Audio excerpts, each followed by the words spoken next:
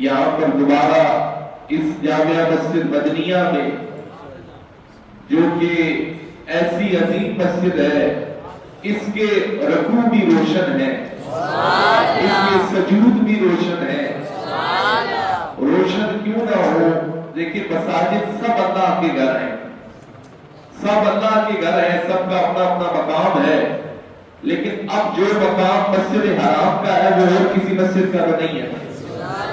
اسی طریقے سے جو مقام مسجد نبوی کا ہے وہ کسی اور مسجد کا تو دیکھیں ساری مساجد ہو رہی ہیں، لیکن کچھ ایسی مساجد ہیں جن کے بارے میں رب نے قرآن میں فرمایا ہے کہ جن کی بنیاد پرہیزگاری کی بنیاد پر رکھی جاتی ہے، جس کی بنیاد تقوی پر رکھی جاتی ہے، پرہیزگاری پر رکھی جاتی ہے۔ اب ایک مسجد ہے جو ویران رہتی ہے، اللہ کے بندے اس میں نہیں آتے، اس کو تالے لگے رہتے ہیں، لیکن ایک مسجد ایسی ہے جہاں اللہ کے ولی بیٹھے رہتے ہیں، جہاں اللہ کے ولی ورد وظائف کرتے ہیں، جہاں اللہ کے ولی رکوع سجود کرتے ہیں، قیام کرتے ہیں، اور سب سے اچھی بات کہ اس میں اخلاص شامل ہوتا ہے۔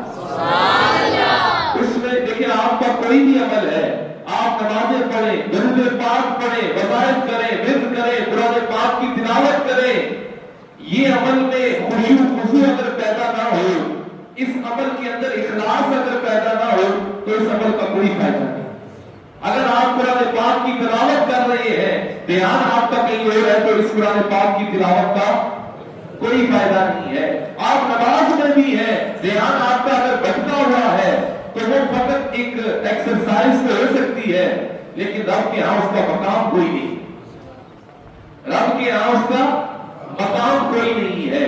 تو بات مساجد سے نکلی تھی، اس مسجد میں ہمارے مشائخ کا اور مشائخ حاضرہ کا ایسا اخلاص شامل ہے، ایسا ان کا بیٹھنا، اخلاص والا بیٹھنا۔ ہمارے حضور کی تعلیم فرماتے ہیں یہاں کوئی بھی نہیں بیٹھا کرتا تھا، میں ایک بیٹھتا تھا، لیکن میں ایک بیٹھتا تھا تو مجھے یہ پوری کائنات روشن نظر آتی تھی، یہ پوری کائنات مجھے روشن، یہ ایک بیٹھنے کی وجہ سے ہمارے حضور کی عالم کا ایک اخلاص ہے، ایک محبت ہے، ایک دلجمی ہے، ایک خشوع خضوع ہے۔ یہ اخلاص اللہ کی بارگاہ میں ایسا قبول ہوا ہے، یہاں پر مشائخ کا اعتکاف بیٹھنا ایسا قبول ہوا ہے کہ آج دیکھ لیں کہ یہاں پر کثیر تعداد میں متقی حضرات آ کے بیٹھے ہوئے ہیں۔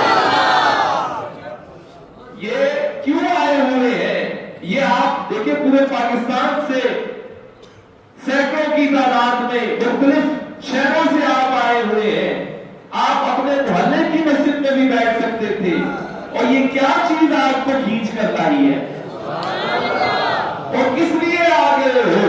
اللہ والوں کی نگری میں کس لیے آ گئے ہو؟ فقط ہم اس اللہ والوں کی نگری میں، اس جامعہ مسجد مدنیہ میں اس لیے بیٹھے ہیں کہ یہاں پر ظاہری اصلاح بھی ہوگی اور ہماری باطنی اصلاح بھی ہوگی۔ ظاہری اور باطنی پر میں ابھی آؤں گا اور اس پر بھی گفتگو کروں گا، تو پہلے عرض کرنے کا مقصد یہ ہے کہ آپ اس جگہ کے مقام کو سمجھیے۔ آپ جو آئے ہیں آپ بڑے چنے ہوئے آئے ہیں، آپ کا اتفاق ہوا ہے تو آپ آئے ہیں، اور پھر اس مسجد کے کیا کہنے کہ یہاں پر آپ کی زبان بھی ذکر کرے گی، آپ کے کان بھی ذکر کریں گے، آپ کی آنکھیں بھی ذکر کریں گی۔ کیسے کریں گی؟ زبان کا ذکر یہ ہے کہ اس پر رب کا کلام جاری رہے۔ بولے زبان کا ذکر کیا ہے کہ اس پر رب کا مطلب قرآن پاک کی تلاوت ہو، مطلب قرآن پاک کی تلاوت ہو، اور آنکھ کا ذکر یہ ہے کہ شیخ کا دیدار ہو، اللہ والوں کی زیارت ہو۔ دیکھو کتنے خوش نصیب ہو، آج آنکھ کا ذکر جاری ہے کہ اس پر حضور کے فرامید جاری ہے، آج زبان کا ذکر جاری ہے کہ قرآن پاک کی تلاوت ہو رہی ہے، اور آج آنکھ کا ذکر بھی جاری ہے کہ اللہ والوں کا دیدار آپ کو ہو رہا رہے گا۔ مشائخ اپنے دیدار سے منور آپ کے دلوں کو کرتے رہیں گے، چاہے حضور الحاج فقیر پیر سلطان سرکار ہو یا حضور الحاج فقیر پیر ثانی سرکار ہو، یہ ساری بہاریں ان کے دیدار سے ہی منور ہے، یہ روشن مسجد انہی کی وجہ سے منور ہے۔ تو آپ کو اللہ تعالیٰ یہ لذتیں نصیب فرمائے، یہ لذتیں نصیب فرمائے کہ آپ ان کے دیدار۔ پھر میں نے کہا کہ یہ آپ کے کانوں کا بھی ذکر ہو رہا ہے کہ اس میں جب آپ تراویح میں کھڑے ہوں گے یا نماز میں کھڑے ہوں گے یا یہاں پر آپ حفاظ صاحبان تلاوت کرتے ہیں، وہ آوازیں آپ کے کانوں میں پڑتی رہیں گی تو یہ آپ کے کان کا ذکر ہوگا، یہ آپ کا ہر عضو ذکر میں لگا رہنا چاہیے۔ بات یہ کرنا چاہ رہا ہوں کہ یہ نہیں کہ بظاہر ایک دوسرے کو دکھانے کے لیے آپ کے عمل ہو، ایک دوسرے کے ساتھ دوڑ لگی رہے، ٹھیک ہے، نیکی کے کام میں ایک دوسرے سے مقابلہ کرنا یہ اچھی بات ہے، لیکن دلوں کا حال بھی تو بدلے نا، دلوں کا حال بھی بدلے، دل و خیال بھی بدلے۔ دیکھیں آپ کی ساری زندگی کس پر گزرتی ہے؟ خیال پر گزرتی ہے۔ آپ میرے ساتھ ذرا بیدار ہو کے میرے ساتھ، آپ کی سبحان اللہ سے زیادہ درس کا جو سٹائل ہوتا ہے وہ ہوتا ہے، وہ جو سبحان اللہ وغیرہ بھی کرانے آتی ہے، سب کچھ آتا ہے، لیکن میں یہ چاہتا ہوں کہ جو یہ میری گزارشات ہیں، جو ہمیں ٹوٹے ٹوٹے کچھ لفظ اپنے مشائخ کی نظر سے ملے ہیں، وہ آپ کے دل میں گھر کر جانے چاہیے، وہ آپ کے دل میں اتر جانے چاہیے۔ تو میں یہ عرض کر رہا ہوں کہ ہماری ساری زندگی خیالات پر گزرتی ہے۔ بولے کس پر گزرتی ہے؟ کبھی ماضی کا خیال، کبھی مستقبل کا خیال، ابھی آپ بیٹھے ہوئے ہیں یہ بھی بعد میں خیال بن جائے گا۔ بولے یہ کیا بن جائے گا؟ تو ساری زندگی کس پر گزر رہی ہے؟ خیالات پر گزر رہی ہے، خیالات پر گزر رہی ہے۔ اب میں آپ کو بتاؤں، کچھ خیال ایسے ہوتے ہیں کہ جب بندہ وہ تصور کرتا ہے تو اندر سے روح تازہ ہوتی ہے، اور کچھ خیال ایسے ہوتے ہیں، زندگی کے کچھ لمحات ایسے ہوتے ہیں وہ ایسی یاد نہ کرنا چاہتے ہیں، وہ نہیں بھولنے بھی نہیں تو یاد کرنا بھی نہیں چاہتے ہیں۔ کچھ خیالات ایسے ہوتے ہیں، تو اصل ابھی جو آپ 10 روز کے لیے بیٹھے ہیں، اس میں سب سے پہلا کام جو آپ لوگوں نے کرنا ہے کہ اپنے خیالات کی حفاظت کرنا، اپنے بولے کیا کرنا ہے؟ خیالات کی حفاظت کرنی ہے کہ یہ خیال ایسا خیال ہو کہ یہ خیال کسی دنیا دار کے لیے نہ ہو، یہ خیالات حضور کی حدیث سے جڑے ہوئے خیالات بنے،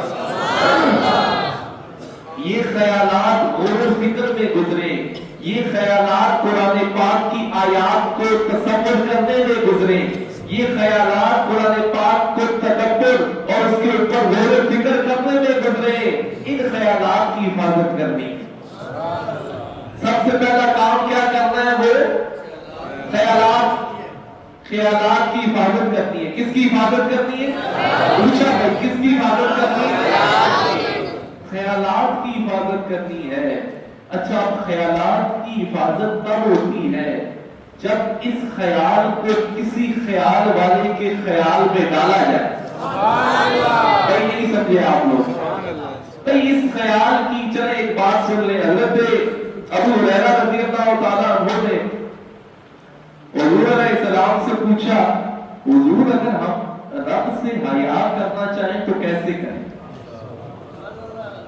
رب سے حیا کرنا چاہیں تو کیسے کریں؟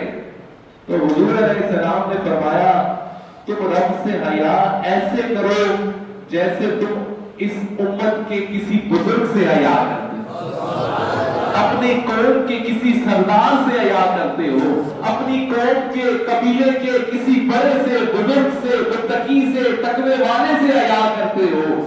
تو اس سے، اس فرمان عالی ذیشان سے علماء استدلال کرتے ہیں، صوفیاء استدلال کرتے ہیں، وہ کیا کرتے ہیں؟ تو ایسا کرو کہ اگر تم رب سے حیا کرنا چاہتے ہو نا، تو یہ جو تمہارا خیال ہے نا، اس خیال کو تصور شیخ سے جوڑ لو۔ اس خیال کو کیا؟ پیر کے خیال سے، بولو پیر کے خیال سے جوڑ لو۔ کیا ہوگا؟ کہ جب پیر کا خیال تمہارے دل میں آئے گا، اس کا تصور تمہارے دل میں آئے گا، تو جہاں پر شیخ کا خیال آتا ہے وہاں پر فاسد خیال آ ہی نہیں سکتا۔ بھائی ایسا ہے یا نہیں؟ کچھ اور آسان کر کے سمجھاتا ہوں، دوسرا زبان میں سمجھاتا۔ جس طرح ایوے کسی بیٹھے ہوئے ہوتے لوگوں کو اپنے دوستوں میں بیٹھے ہوتے ہیں، جب کوئی بڑا آ مجھے چٹی داڑھی والا آ مجھے یا کوئی بزرگ آ جائے تو آپ اس کا حیا کرتے ہیں۔ اگر آپ نے ٹوپی بھی نہ پہنی ہو تو آپ اٹھا کے ایک طرف سے ٹوپی سر پر، یا کوئی بزرگ آ رہا ہے، آپ کی مجلس میں چغلیاں، غیبت، جھوٹ چل رہا ہوتا ہے، لیکن جب وہ بزرگ آ جاتا ہے پھر سوچ لو یار وہ بڑا آ رہے ہیں اور بزرگ آ رہے ہیں تو آپ کو ساری گفتگو سمیٹ دیتے ہیں کہ یار یہ کیا کہے گا۔ آپ گالیاں نہیں دیتے، آپ غیبت نہیں کرتے، آپ جھوٹ نہیں بولتے، کیا کہ یہ بزرگ اب آ گیا ہے، اس کی نشست میں اب آ گئے ہیں، ایک تقوی والا بندہ آ گیا ہے، ایک پرہیزگار بندہ آ گیا ہے۔ یہ کیوں کرتے ہیں آپ؟ یہی اسی کی طرف حضور نے جو ہے یہ اشارہ کیا کہ ایسے حیا کرو۔ پھر جب آپ تصور شیخ کو جما لیں گے نا، تصور شیخ کو جما لیں گے، پیر کے خیال کو پکا کر، یہ ابتدا بتا رہا ہوں، یہ ابتدا کرنی ہے۔ رب کا خیال کو مان رہا ہے وہ تو کسی کو آ ہی نہیں سکتا۔ آپ میں سے کوئی رب کا خیال کر سکتا ہے؟ کوئی تصور کر سکتا ہے؟ وہ تو ادھر بھی نظر آتا ہے، ادھر بھی نظر آتا ہے، ہر طرف نظر آتا ہے، لیکن کوئی تصور کر سکتا ہے؟ نہیں کر سکتا۔ تو بزرگان دین نے یہ ابتدا دی کہ پہلے تم تصور شیخ کو جماؤ، پھر کیا ہوگا کہ تمہارا خیال خیال سے ملے گا، پھر عمل عمل سے ملے گا، پھر نتیجہ نتیجے سے ملے گا، پھر ایک وقت آئے گا کہ یہ سارے پردے ہٹ جائیں گے، صرف اس کا حق باقی رہ جائے گا، اس کا تصور باقی رہ جائے گا۔ یہ کیا ہے؟ یہ صرف ابتدا ہے، یہ صرف ابتدا ہے کہ یرا، لیکن اس میں ایک اور بات، اس میں یہ نہیں ہے، اصل اس میں یہ ہے کہ آپ نے اپنی روح کی پہچان کرنی۔ بولے یہ 10 دنوں میں آپ نے کیا کرنا ہے؟ روح کی پہچان۔ میں اس آیت کی طرف بھی آؤں گا، میں نے روح والی اور تزکیہ نفس والی آیت، لیکن پہلے میں یہ ذرا تمیز باندھ رہا ہوگا تاکہ یہ چیزیں آپ کے ذہن میں رچ بس جائیں، روشن ہو کر جائیں، آپ کے دل منور ہو کر جائیں۔ تو عرض یہ کر رہا ہوں، خیال تو تصور کی بات کر رہا ہوں کہ ایک وقت آئے گا کہ یہ سارے پردے ہٹ جائیں گے اور رب تعالیٰ کا انوار تجلیات آپ اس سے محظوظ ہوں گے، نور الہی سے محظوظ ہوں گے۔ تو تصور شیخ کی بڑی برکتیں ہیں۔ پھر اس میں یہ ہے کہ یہ میں نے یہ نہیں کہا، بعضوں کا مشائخ تصور، ہمارے مشائخ یہ کہتے ہیں کہ آپ اپنے قلب کو، اپنی روح کو مشائخ کی روح کے ساتھ جوڑیں۔ بعض میں صرف تصور دیتے ہیں نا کہ شیخ کی جو اس کی صورت ہے اس کو دل میں بساؤ، وہ بھی ٹھیک ہے۔ ہمارے مشائخ فرماتے ہیں کہ تم اپنی روح کو شیخ کی روح کے ساتھ جوڑو، اور یہ روح جب جڑ جائے گی، روح رب کا عمل ہے، یہ روح اپنی روح کو پہچاننے کی ضرورت ہے۔ ان 10 دن کے اندر روح کا محاسبہ کرنے کی ضرورت ہے، تزکیہ نفس کرنے کی ضرورت ہے۔ اس کو آپ پہچانے کہ یہ روح چاہتی کیا ہے، یہ روح کیا چاہتی ہے۔ آپ کو میں ایک بات بتاؤں، یہ روح تو ابھی اس جسم کے اندر پھنسی ہوئی ہے اور یہ اس قید خانے میں پھنسی ہوئی ہے، کیونکہ رب فرماتا ہے کہ یہ تخلیق کائنات سے 50,000 سال پہلے ہی اپنے قلم اور یہ آپ سب کی تقدیریں بنا دی گئی تھی، سب کچھ لکھا جا چکا تھا، اس وقت بھی آپ کی روح وہاں موجود تھی۔ وہ ایسے ہی تو نہیں کہا تھا کن فیکون پہ کل تھی گاتے اسا کے پریت لائی ہوں، اور اب تو اس سے پہلے کے ہے۔ پھر حضور علیہ السلام نے فرمایا جو وہاں روح کریم ہوگی نا، ہوتی ہے جو عالم ارواح میں روح کریم تھی نا، جب وہ زندگی میں ایک دوسرے کو ملے گی تو بڑا بڑھ کر ایک دوسرے سے محبت کریں گے۔ معلوم ہوا ہمارے مشائخ سے تعلق اس جہان سے نہیں ہے، اور یہ تو عالم ارواح سے ہے، یہ محبتیں تو وہاں قائم ہوئی تھی، یہاں تو ملان ہوا ہے، ملنا اس جہان میں ہوا ہے، اور ہم نے پریت پہ وہاں لگا لی تھی، کیونکہ انہوں نے فرمایا کہ وہاں جو روحیں ملتی ہیں، وہاں جو آپس میں ملاقاتیں ہوتی ہیں، جب ہم عالم ارواح میں تھے تو جب جب زمین میں اگر وہ اس شخص سے ملاقات کر لے گا تو کہیں بڑھ کر وہاں محبت کرے گا. تو اپنی روح کو پہچانے. یہ جسم کے اندر پسی ہوئی ہے یہ روح, اور اس کو وہ غذا دو جو رب کے ہاں یہ غذا لیا کرتی تھی, اور اس کو وہ غذا دو جو اللہ کی ذکر والی غذا ہے. اس کو وہ غذا دو جو قرآن پاک کی تلاوت والی غذا ہے. اس کو وہ غذا دو جو حضور علیہ السلام کے فرامین والی غذا ہے. اس کو وہ غذا چاہیے. اپنی روح کو پہچانے. رب فرماتا ہے کہ ہم نے کیا تمہیں بے مقصد پیدا کر دیا ہے؟ کیا انسان کو ہم نے بے مقصد پیدا کر دیا ہے؟ تم غور نہیں کرتے, تم فکر نہیں کرتے. ہاں یقیناً علم والوں کے لیے روشن نشانیاں ہیں, سمجھنے والوں کے لیے, غور و فکر کرنے والوں کے لیے, تدبر کرنے والوں کے لیے روشن نشانیاں ہیں. تو ان یہاں بیٹھنے کا مقصد کیا ہے؟ کیونکہ میں نے یہ بات ویسے یہ تو میں ویسے بول رہا ہوں, عنوان کی طرف تو میں آ رہا ہوں ابھی ایسا ایسا, لیکن میں کیا کروں جب ہم یہاں پر آ کر بیٹھتے ہیں مشائخ کے حکم سے, پھر اپنی بات تو رہتی نہیں, کتابوں کی تو رہتی نہیں, پھر سائیں جس طرح چلاتے جاتے ہیں ہم چلتے جاتے ہیں. یہ تو میں ویسے بالمتی میں نے گفتگو کرتی. تو اب ہم آتے ہیں, کیونکہ دیکھیں یہ ہر روز مختلف عنوان ہوں گے اور ہم اس کے اوپر گفتگو کریں گے.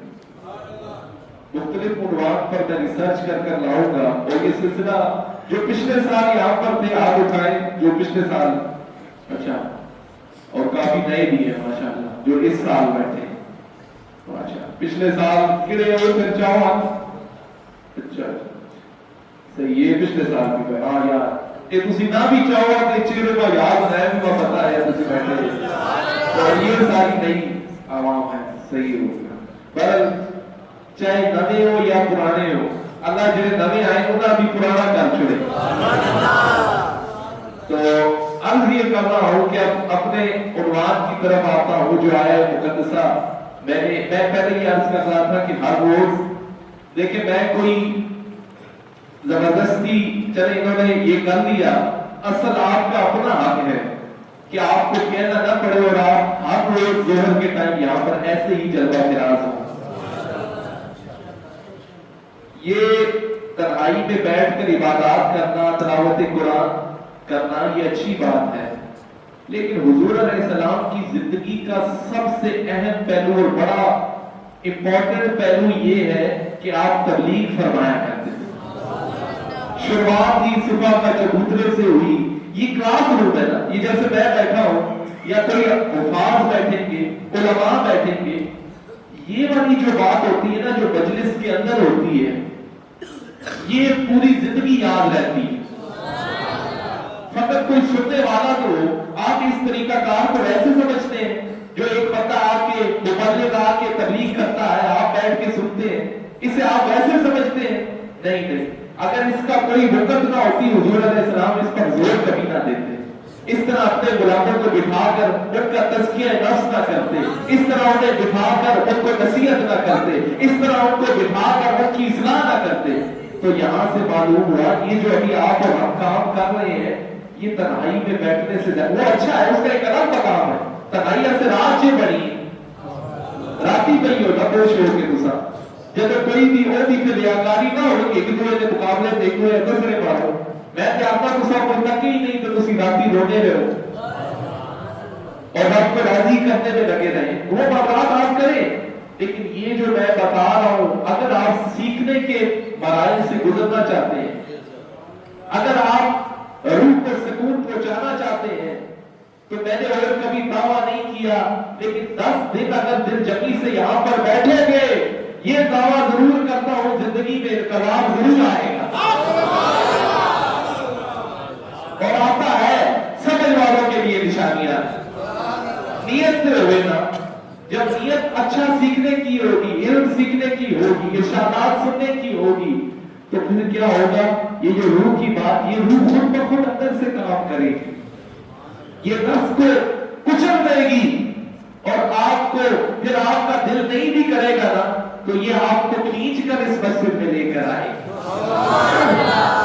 اصل کیا ہے کہ سارے اعمال کا دار و مدار کس پر ہے؟ نیت تو ہونی چاہیے نا. نیت ہوگی تو پھر ہمیں کہنے کی ضرورت نہیں ہے, پھر آپ لوگ خود یہاں پر آئیں گے. نہ پاس کو اعلان کرنے کی ضرورت پڑے گی, نہ اس اور تسی چھوٹ چھوٹ کے پیسے ہو بیسمنٹاں وچ تسی آپ آ رہے سو.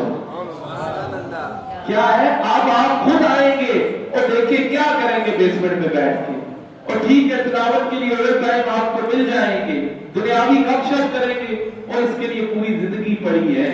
آؤ یہ جو 10 دن ملے ہیں یہ ایسے گزارو کہ اس کا مزہ پوری زندگی رہے.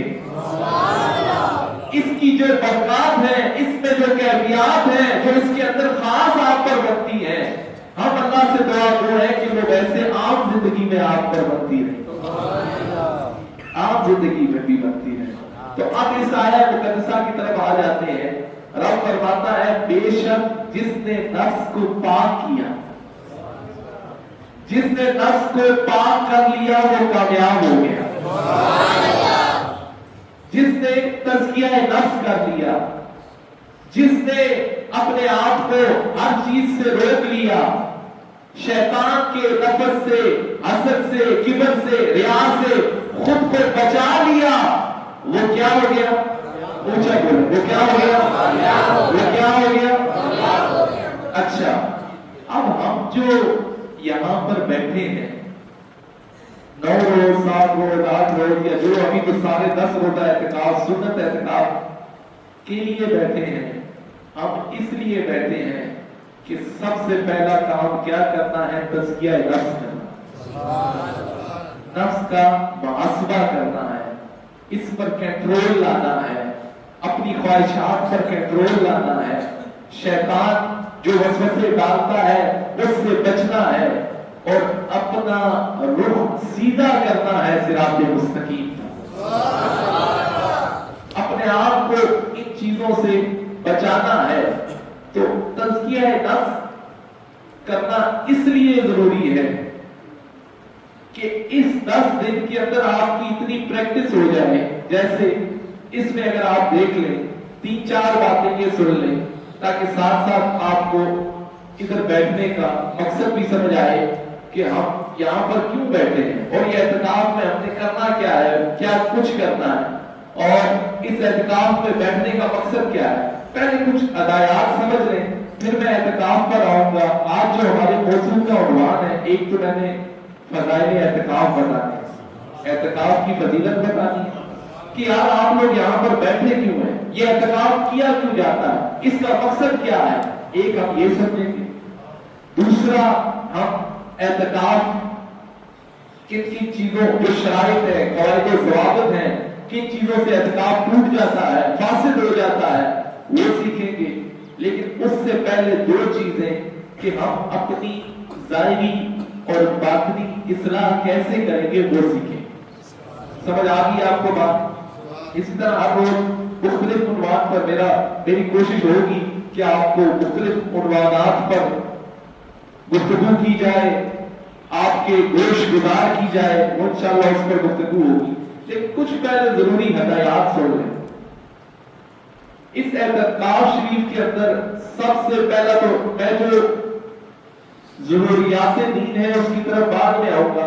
یہ عام فہم جنرل باتیں بتانے کے لیے عرض کر رہا ہوں کہ ایک تو مسجد سے جو محبت کرتا ہے اللہ اس سے محبت کرتا ہے. مسجد سے جو محبت کرتا ہے اللہ, ویسے ہی تو نہیں. حضرت ابراہیم علیہ السلام, حضرت اسماعیل علیہ السلام کو رب نے فرمایا کہ میرے گھر کو خوب ستھرا کرو. کیا کرو؟ خوب صاف ستھرا کرو. کن کے لیے؟ رکوع والوں کے لیے, سجود والوں کے لیے, اور اعتکاف والوں. تو اب میں پوچھتا ہوں یہ تو کتنا اچھا عمل ہے مسجد کی صفائی, اور انبیاء کو اس میں جھجک محسوس نہیں ہوتی, تو آپ کو کیوں جھجک محسوس ہوتی؟ نہیں ہونی چاہیے نا. مسجد سے جو محبت کرتا ہے اللہ اس سے, اونچا بولے, اللہ اس سے. اور یہ تو ہے قابل فخر عمل ہے جو انبیاء نے کیا ہے, اولیاء نے کیا ہے.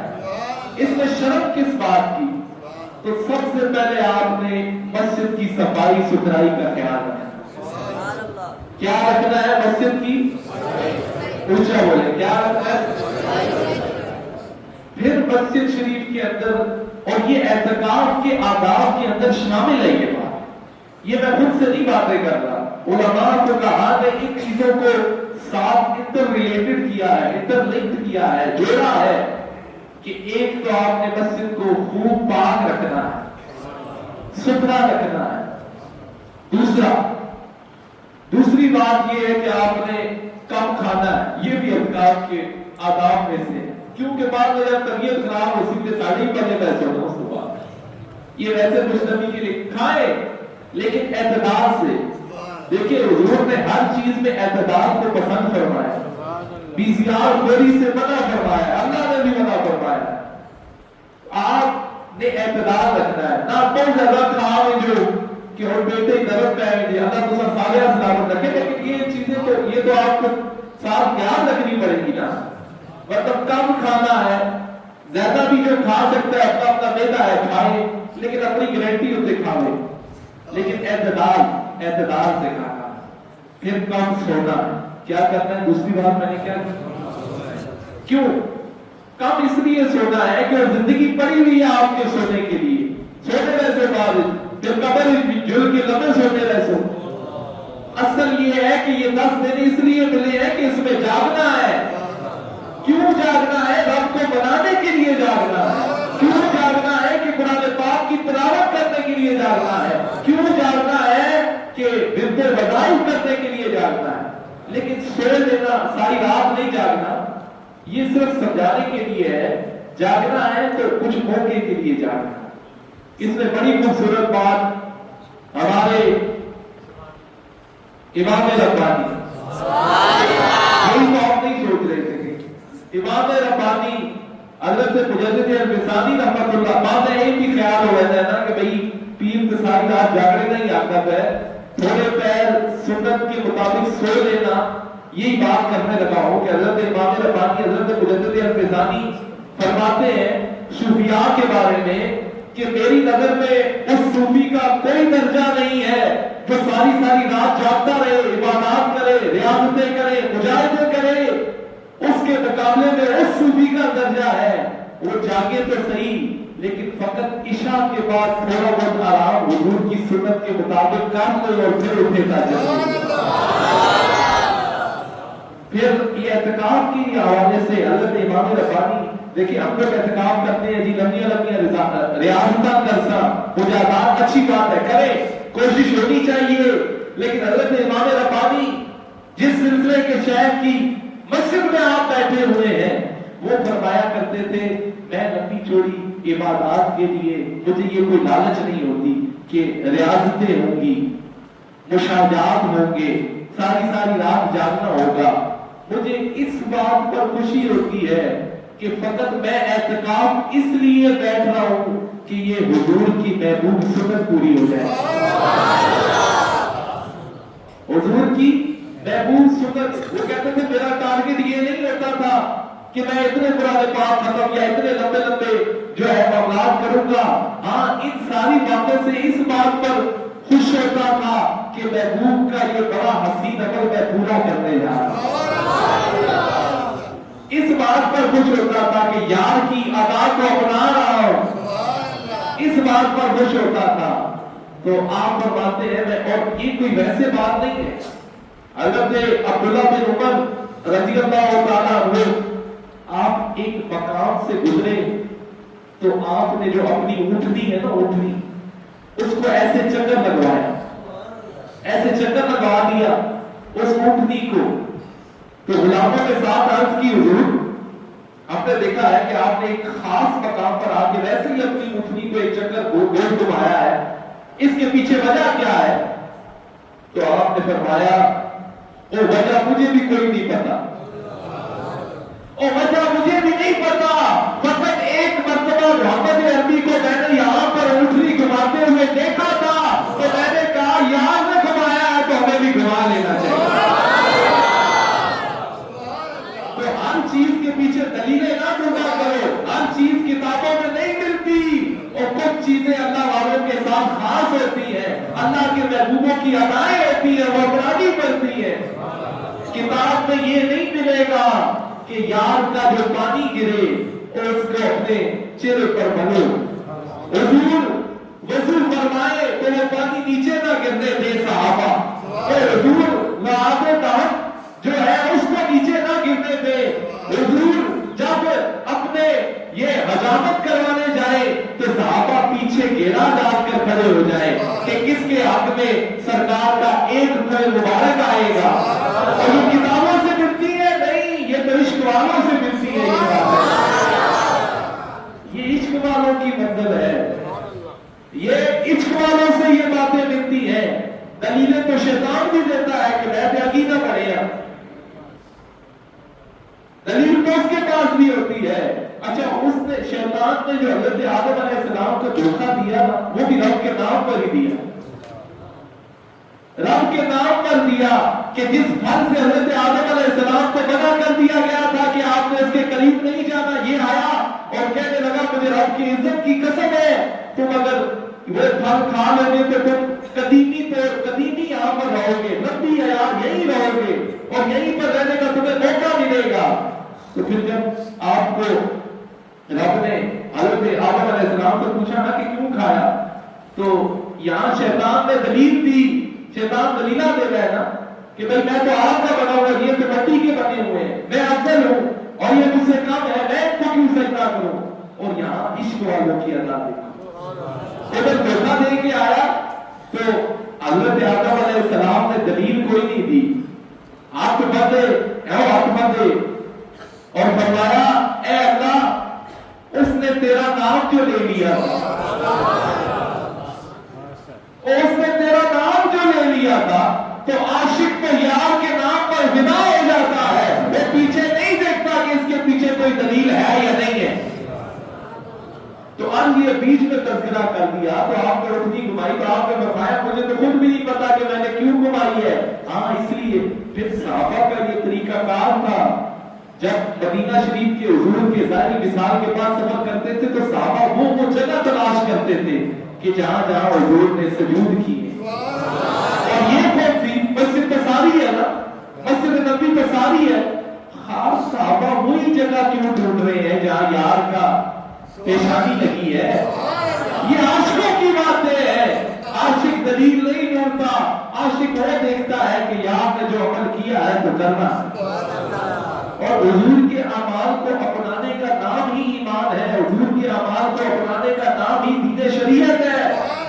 یہی ہے, اس سے بار کچھ نہیں ہے. جو حضور دے وہ لے لو, جس سے منع کرے منع ہو. کل کی کل شریعت یہی ہے, ایمان بھی یہی ہے, کل کا کل ایمان بھی یہ ہے. اچھا اب یہ کیونکہ بات سے بات چلتی ہے تو میں اور قابل رابط پر ایک میں نے سب سے پہلے میں نے کیا کہا کہ جی تسی دسو, ایک سب سے پہلے میں نے کیا بات کی, مسجد کو اچھا بولو, مسجد کو یہ میری جی گل ہے تو دل چ پیسی, پہلے دل صاف ہوسی پھر مسجد صاف ہوسی. میری بات اگر اوپر سے نکل جائے گی کام میں آپ رہیں گے نہیں تو پھر مسجد کیسے, جن کا دل نہیں صاف کرے مسجد کیسے صاف کرے. تو مسجد کو کیا رکھنا ہے, اعتدال کے ساتھ کھانا ہے, اعتدال کے ساتھ, نہ بہت زیادہ کھانا ہے اور نہ بہت کم کھانا, اعتدال میانہ روی کے ساتھ کھانا ہے. زیادہ کھاسو تو پھر سوچو بھی زیادہ. یہ ٹھیک ہے, یہ کیا ہے, یہ سائنٹیفک میتھڈ ہے, جتنا بندہ کھاتا ہے اتنا زیادہ پھر اسا نیندر بھی بہت آتی ہے. اور پھر میں نے کہا کہ مسجد کا جو اب مسجد کی یہ مسجد کے آداب, مسجد کی شرائط اور مسجد کے احترام میں یہ باتیں اور اعتکاف کے اندر یہ شرائط ہے.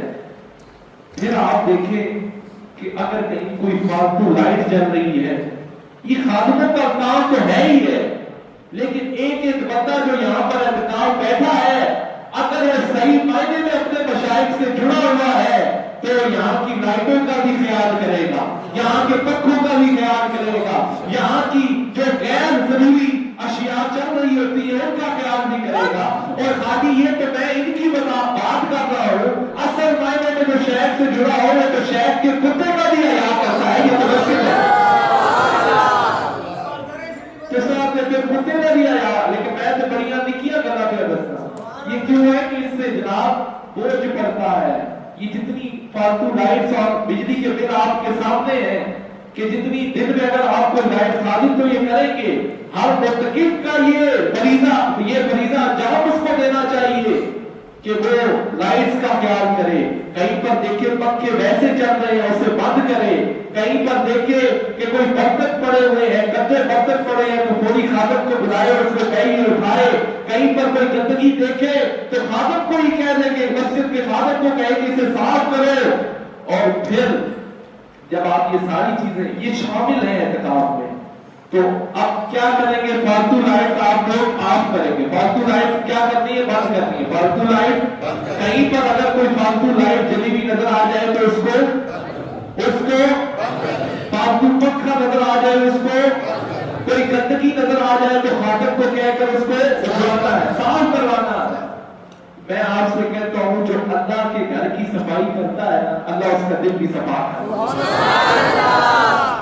اور پھر چوتھی بات آپ جو بیٹھے ہوئے ہیں ایک دوسرے کا خیال کرنا ہے. ایک دوسرے کا بولے کیا کرنا ہے؟ خیال. کیوں؟ دیکھیں خیال تو آپ کو پوری زندگی ایک دوسرے مومنین ایک دوسرے کا خیال کرتے ہیں. ایک دوسرے کے بھائی ایک دوسرے کے دکھ میں درد میں شامل ہوتے ہیں. لیکن ابھی یہ جو وقت بنا ہے یہ جو زندگی کے 10 دن آپ کو اکٹھے ملے ہیں اس میں یہ نہ ہونا کہ آپس میں نفرتیں ہوں. اس میں یہ نہ ہونا ایک دوسرے کی چغلی ہو. اس میں یہ نہ ہونا کہ ایک دوسرے کی غیبت ہو. اس میں یہ نہ ہونا ایک دوسرے کی آپ جو ہے وہ جھوٹ باندھتے رہیں. اس میں آپ سب نے ایک دوسرے کا خیال رکھیں. ایک دوسرے کا اونچا بولے ایک دوسرے کا خیال رکھنا ہے. 6ویں چیز سن لیں کہ اپنے سامان کی حفاظت خود کرنی. اپنے سامان کی حفاظت خود کرنی ہے. اور پھر آپ نے اگر کہیں پر خدا نخواستہ آپ سب کو اللہ تعالیٰ سے مقابلہ نصیب فرمائے لیکن انسان ہے کوئی بیمار ہو یا کوئی تھوڑا سا اس کو بیمار کرے ایمبولینس کا بھی کہہ دیا انشاءاللہ آج میں ڈی سی سے بھی رابطہ کر لوں گا کہ ایمبولینس بھی آ جائے 10 دن کے لیے اور ڈاکٹر بھی آتا رہے کیونکہ انسان ہے وہ بھی چیزیں ضرورت پڑتی ہے. ایسے بتا رہا ہوں کہ کسی کو بیمار دیکھیں تو فوری انتظامیہ کو اطلاع کیجیے. کسی کو بیمار دیکھیں ذرا سا یہاں ہمارے پاس بھی ہر چیز دوائیاں بھی موجود ہیں ڈاکٹر بھی آ جایا کرے گا تو آپ نے انتظامیہ کو بتانا ہے. اپنے بھائیوں کا خیال کرنا ہے. اپنے بھائیوں کے سامان کا بھی خیال کرنا ہے. ایک دوسرے کا بھی خیال کرنا ہے کہ جب آپ ادھر سے اٹھ کے جائیں تو کم از کم ایک دوسرے کے بارے میں غلط عیب تو نہ لے کے جائیں. ایک دوسرے کو زندگی میں اپنے گاؤں میں اپنے دوستوں کے ساتھ اچھے الفاظ میں یاد کر سکے گا. یہ لوگ ایک دوسرے کی تعریفیں کریں نا. یہ نہ ہوگا کہ ہم گئے تھے وہاں گئے تھے فلاں بندہ ایسا تھا فلاں بندہ ایسا تھا ایسا نہ ہوگا. اور جتنے بندے تھے سارے مرشد فقیر پیر ثانی سرکار کے غلام تھے اور جتنے بندے تھے سارے بڑے سچے تھے اور جتنے بڑے بندے تھے وہ سارے بڑا خیال رکھنے والے تھے. یہ تو آپ نے اپنے اپنے محلے اپنے اپنے گاؤں میں جو بالخصوص نئے لوگ آئے ہیں وہ تو پھر یہ نہ کہنا کہ وہاں جا کر ہمیں کمی محسوس ہوئی ہے. وہ جا کر یہ کہیں وہ بڑا رجا کے بھیجا ہے سائیاں بہت رجا کے بھیجا ہے کسی چیز کی کمی نہیں ہوئی. اچھا اب 4 چیزیں اور جس کو آپ نے روٹین بنانا ہے. جس کو کیا اپنی روٹین بنانا ہے. جس کو روٹین بنا روٹین کی اردو کی ہوتی جس کو اپنی عادت بنانی ہے وہ عادت کیا بنانی ہے؟ ہر اذان کا جواب دینا ہے. ہر اذان کا بولے ہر اذان کا جواب دینا ہے. اور تکبیر اولا آپ کی فوت نہیں ہونی چاہیے. تکبیر اولا پہلی مرتبہ جب امام اللہ اکبر کہتا ہے کوشش کریں کہ ساروں کی کوشش یہ ہو کہ پہلی صف پہ پہنچے. اور یہ 10 دن کے لیے یہ پریکٹس کرنا کوئی مشکل بات ہے مجھے بتاؤ اور کوئی مشکل ہے یہ کام کرنا. اور یہ 10 دن جمی سے اگر کر لو گے پھر باقی سارا جو لمحات ہے پھر آپ کو کہنے کی ضرورت نہیں پڑے گی. گھر میں بھی ہوگے تو اٹھ کے خود پہلی صف پہ پہنچ جایا کرو گے. لیکن عادت بنانے سے ہے. اور ان 10 دنوں کا اس اعتکاف کا ادھر بیٹھنے کا کیا مقصد ہے؟ کیوں بیٹھ رہے ہیں؟ کہ اپنی زندگی میں ڈسپلن لائیں. اپنی زندگی میں جو حضور کی سنتیں ہم سے رہتی ہیں ان کے اوپر عمل پیرا ہونے کی کوشش کریں. کوشش تو کر سکتے ہو نا. کوشش کرنا بندے کا کام ہے. دیکھیں کوئی بھی عمل ہے وہ پہلے عادت بنتا ہے پھر عبادت بنتا ہے. میں نے کیا کہا؟ پہلے عادت. نکا بچہ جڑا ہوتا ہے اسے پہلے باہر کے پڑھانے ہو, نماز پڑھانے ہو, اس کی عادت بنانی ہو, پھر وہ عبادت, اس میں خود شوق پیدا ہو جاتا. تو کوئی بھی عمل ہے وہ پہلے عادت ہوتی ہے پھر عبادت ہوتی ہے. تو اس دورانیے میں اپنی عادتوں کو بدلیں, اس دورانیے میں اپنی عادتوں کو بدلیں کہ ہر اذان کا جواب آپ دیں. آپ تکبیر اولیٰ آپ کی فوت نہ ہو, رہ نہ جائے. ہمارے حضور عالم فرماتے ہیں, آپ سے یہ بات کی وجہ سے میری ذہن میں یہ بات آئی ہے کہ جن صحابہ کی تکبیر اولیٰ رہ جاتی تھی نا, وہ اس بات پر بھی ایک دوسرے سے افسوس کیا کرتے. آپ کس دنیا میں رہ رہے ہیں, ہماری تو پوری زندگی بھی رہ جاتی ہے, طوفان کے پیچھے آ رہے ہوتے ہیں. اور صحابہ کے اس علم و ادب اخلاص کو بھی تو دیکھو, عبادت سے محبت کو دیکھو, نماز سے محبت کو دیکھو کہ ان کی تکبیر اولیٰ بھی رہ جاتی تھی تو ایک دوسرے سے افسوس کرتے تھے آئے تیری تکبیر اولیٰ رہ گئی. تو اس کا بڑا مقام ہے. پھر آپ نے کوشش یہ کرنا ہے کہ پہلی صف میں پہنچنے کی کوشش کرنی. حضور علیہ السلام نے فرمایا کہ اگر تمہیں پتہ لگ جائے نا کہ پہلی صف میں کھڑے ہونے کا کیا مقام ہے تو تم آپس میں قرعہ ڈالو, مطلب قرعہ داری کرو کہ میرا نمبر آ جائے, میرا نمبر آ جائے. تو آپ لوگ کوشش کریں کہ پہلی صف میں. پھر تیسرا کام, پہلے میں نے کہا آزاد, دوسرا میں نے کہا تکبیر اولیٰ نہیں فوت ہونی چاہیے, تیسرا میں نے کہا پہلی صف میں کھڑے ہونا ہے, پہلی صف میں کھڑے ہونا ہے.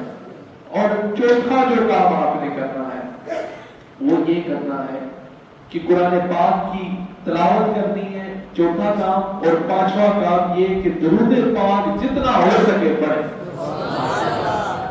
میں نے شروع میں آپ کو کہا کہ اور کسی عمل کی گارنٹی نہیں ہے, درود پاک کی بڑی گارنٹی ہے. یہ خود کی گارنٹی لے جاؤ, لائف ٹائم گارنٹی لے جاؤ. یہ رد نہیں ہوگا, بلکہ حضرت عمر رضی اللہ تعالیٰ عنہ آپ فرماتے ہیں اگر تم چاہتے ہو نا کہ تمہارے اعمال رب کی بارگاہ میں مقبول ہو, ٹھکرائے نہ جائیں, کیونکہ یہ جو تم عمل کرتے ہو یا کوئی دعا کرتے ہو وہ زمین اور آسمان کے درمیان معلق ہوتی ہے, رکی رہتی ہے. اگر چاہتے ہو نا کہ رب کی بارگاہ میں وہ دعا وہ عمل قبول ہو تو کیا کرو, اس عمل کے عمل آخر مصطفیٰ جانے رحمت پہ درود پاک کے نذرانے پیش کر دیا. کیا ہوگا؟ دیکھیں اگر کوئی چیز کسی یہاں دیتے ہو, کوشش کرتے ہو کہ اچھی پیکنگ ہو رہے, ایسا کرتے ہیں نا کوئی تحفہ کسی کو دیتے ہیں تو اچھی پیکنگ میں, جتنی اچھی پیکنگ ہو اتنے سونا لگے. مٹھائی کسی یہاں دیتے ہو, مٹھائی کی بھی کھانے والی ہوتی ہے, اور دیتے ہو تو اچھی پیکنگ میں دیتے ہو خوشی کے موقع. تو اب یہ جو آپ کے اعمال ہے نا, ان کی جو پیکیجنگ ہے نا, جو اوپر پیکنگ ہے وہ درود پاک ہے. آپ کی نمازیں ہیں, آپ کے ورد وظائف ہیں, آپ کی قرآن پاک کی تلاوت ہے. کوشش کریں کہ ان 10 دنوں میں جتنے اعمال کریں اس کے عمل آخر میں درود پاک پڑھ لیں. اگر آپ کے اعمال میں کوئی کمی رہ بھی گئی ہوگی تو اللہ تعالیٰ درود پاک کے وسیلے سے آپ کے اس عمل کو بھی قبول فرمائے. ہماری گندی مندی ریاستیں, ہماری اخلاص سے خالی ریاستیں, ہماری جو دنیا داری میں بسی ہوئی ریاستیں, عبادتیں کسی کام کی نہیں ہے. ہاں وہ کام کی بنانا چاہتے ہو تو درود پاک کے نذرانے بس پیش کیے جاؤ, جتنا ہو سکتا ہے پیش کیے جاؤ, جتنا ہو سکتا ہے درود پاک. باقی عمال بھی کیجیے, خطبات فوزگان میں بیٹھیے. اور یہ اس کو ویسے نہ سمجھا کریں. میں نے لاسٹ ایئر بھی لیکچر دیا تھا خطبات فوزگان اور رات آزمیہ کے اوپر. اس سال بھی کوشش کرتا ہوں کہ آپ کو بتایا جائے عصر کے بعد یا فجر کے بعد یہ جو مشائخ وظائف پڑھاتے ہیں یہ ویسے نہیں ہوتے, ان کا بڑا بلند مقام ہے. یہ ایک ایک وظیفہ جو آپ پڑھتے ہیں ان کو ضائع نہ کیا کریں, چاہے عصر کے ٹائم ہو, فجر کے ٹائم ہو. یہ آپ کی ساری زندگی کے رزق کے لیے کافی ہے, یہ آپ کی ساری زندگی عمر صحت یاب ہونے کے لیے کافی ہے, یہ آپ کی ساری زندگی کے لیے کافی ہے. یہ وظائف اور آپ یہ بڑے کافی ہیں, تو ان کو ضائع نہیں کرنا. ہاں اپنی 6ویں شرط کے اندر اس بات کو شامل کریں کہ اب آپ خطبات فوزگان میں دل جمی سے بیٹھیں گے, خطبات فوزگان میں دل جمی سے بیٹھیں گے. اور اس کے بعد جو فجر کے ٹائم اور آدھے آزمیاں ہوتے ہیں اس میں بھی دل جمی سے بیٹھے. تو ان عادات کو اپنائیں. میں کہتا ہوں یہ تھوڑا تھوڑا بھی آپ اخلاص سے کرتے رہیں گے نا تو آپ کو خود فرق نظر آئے. اچھا اب آتے ہیں کیونکہ ٹائم کتنا ہے یہ بہت ٹائم. اچھا ہے صحیح. تو اب اعتکاف کی طرف آ جاتے ہیں کہ اعتکاف آپ لوگ بیٹھے ہیں اور اعتکاف کے اندر میں نے جو سب سے پہلی بات کی کہ تزکیہ نفس. بلکہ اس سے پہلے یہ سن لیں کہ جو شریعت ہے نا وہ دو چیزوں کا نام ہے. شریعت کتنی چیزوں کا نام ہے؟ بھائی تھکے ہیں آپ لوگ؟ سبحان اللہ. آپ چاہ کے آپ کو تھکنا وہاں چاہیے ہے کیونکہ ہماری تو ایک ڈیوٹیاں بھی ہوتی ہیں نا. صرف آپ کے پاس تو آ کے نہیں بیٹھنا ہوگا. جی اگر میں آ کے میں نے میں کراچی میں آیا یا میرے اور معاملات تھے, میں نے لائیو ٹرانسمیشن سے آ کے کرنی تھی یا کوئی اور کام, میں سارے کام چھوڑے صرف تمہاری وجہ سے. اچھا اسے قسم کا کمال نہیں پاؤ گا بڑا کر ہی چاہیے تو آیا کام ہے چھوڑ نہیں تھے. میرے لفظ اتنے ہلکے نہیں ہیں, بڑی محنت لگتی ہے, بڑا اس کے پیچھے ورک کرنا پڑتا ہے, تب اتنی آسانی سے چیزیں آپ کے ذہنوں میں جا رہی ہیں. اگر یہ پہلے آپ چاہیے کیا تو بے قدرے سے نہ پڑھو نہ قدر والے پڑھو. نہیں تو مجھے سننے والے بڑے لوگ ہیں, گھر میں ایک کو ریکارڈنگ کر کے پیش چھوڑا نہ دنیا چھوڑ کے اسی سے نفس سے تمیز آپ میرے سامنے میرے بیٹھے ہو. آپ لوگ تو میرے سامنے بیٹھے ہیں, نگاہیں بھی دیکھ رہی ہیں, کانوں پہ جو ہے وہ گفتگو بھی جا رہی ہے. تو ہمیں تو جو گھر بیٹھ کے دیکھ لے, موبائل پہ بیٹھ کے دیکھ لے, اس کا دل بھر جاتا ہے. تو آپ تو سامنے بیٹھے. تو اس چیز کی, ان لمحات کی بھی قدر کرنا سیکھیے. یہ لمحات بار بار نہیں آتے. بڑے بڑے لوگوں کی ہم نے قدریں نہیں کی. یہ لمحات کبھی کبھی آتے ہیں زندگی میں, کبھی کبھی آتے ہیں. کچھ لوگ ہوتے ہیں, کچھ خاص لوگ ہوتے ہیں جو نوازنے آتے ہیں. تو اب میں نے کہا کہ شریعت دو چیزوں کا نام ہے, ایک اعمال ظاہری اور ایک اعمال بولے. ایک اعمال ظاہری. شریعت کتنی چیزوں کا نام ہے؟ تصوف بھی انہی دو چیزوں کا نام ہے. آج لوگ بڑی بڑی باتیں کرتے ہیں, یہ تصوف کدھر سے نکال کے لائے ہو, یہ طریقت کدھر سے نکال کر لائے ہو. آؤ میں بتاتا ہوں یہ کدھر سے نکال کر لائے. تصوف اور طریقت کن چیزوں کا نام ہے؟ بولے. اعمال ظاہری اور اعمال. اچھا اب اعمال ظاہری کیا ہے؟ اعمال ظاہری یہ ہے کہ جن کا صدور جسم پر ہوتا ہے. جن کا صدور ہونے کی جگہ کیا ہے؟ بولے جسم سے ہوتا ہے. جیسے آپ کوئی عمل کرتے ہیں جس میں ہاتھ شامل ہوتے ہیں, کوئی عمل کرتے ہیں جس میں زبان شامل ہوتی ہے, کوئی عمل کرتے ہیں جس میں آنکھ شامل ہوتی ہے, کوئی عمل کرتے ہیں یا کوئی چیز سنتے ہیں تو اس میں کان. مطلب اعمال ظاہری کا جو تعلق ہے وہ آپ کے اعضاء کے ساتھ ہے, جسم کے ساتھ ہے. کس کے ساتھ ہے؟ اونچا توجہ نہیں کر رکھے بچے, بیٹھ جاؤ آپ کیوں کھڑے ہو. اعمال ظاہری کا تعلق کس کے ساتھ ہے؟ اونچا بھائی کس کے ساتھ ہے؟ جسم کے ساتھ ہے.